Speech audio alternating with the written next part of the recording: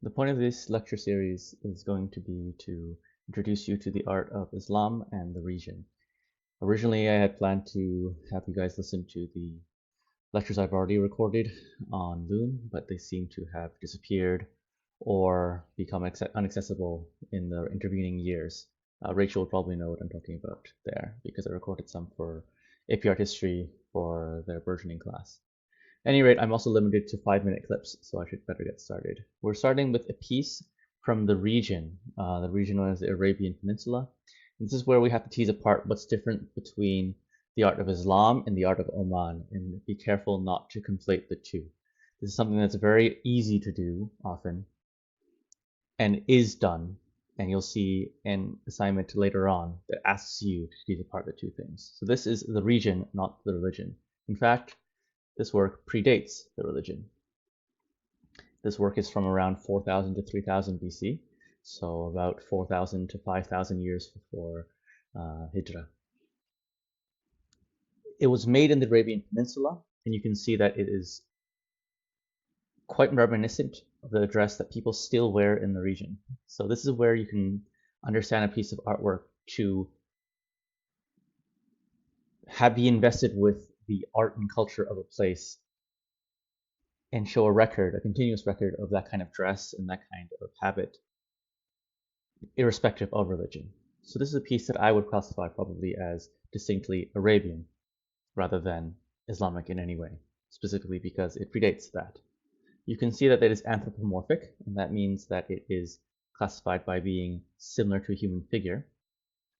And he has a belt, or she, it's not clear, some kind of thub, some kind of sash, and a khanjar, or the dagger that is always worn.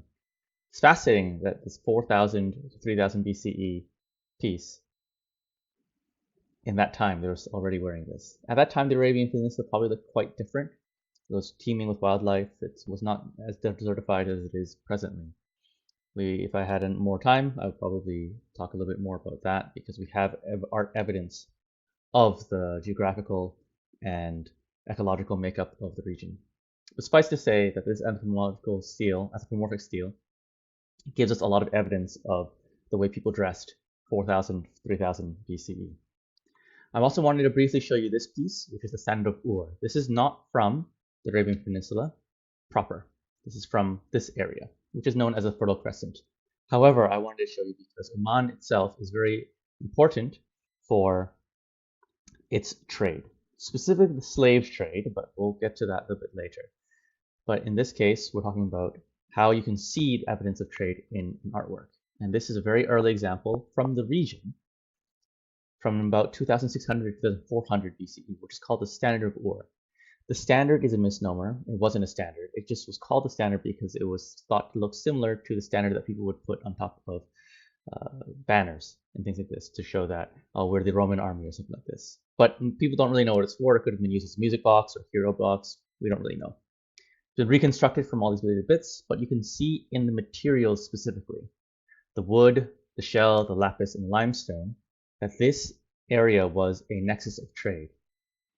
These different things, these different materials come from all around the world. And it also has a narrative element. So this here, this specific color used to be the most expensive color that existed because it only comes from specific regions. From present-day Afghanistan. So it's called lapis lazuli. The limestone that's used in here probably came from present-day India. There's jade. The shells that are involved here, probably the mother of pearl, etc., probably come from the sea. So you can see just from the materials involved, and if I had time and if you're interested, you can look at the other lectures that I've recorded to see what this story is being told here. But what's important to take away here is that the materials are telling us quite a lot about the power of this area in terms of trade. And we'll see that in the Omani art that we'll look at in Oman. The story in brief is about war and peace, with one side cautioning people about what happens if you mess with us, and the other side welcoming people and what happens with peace.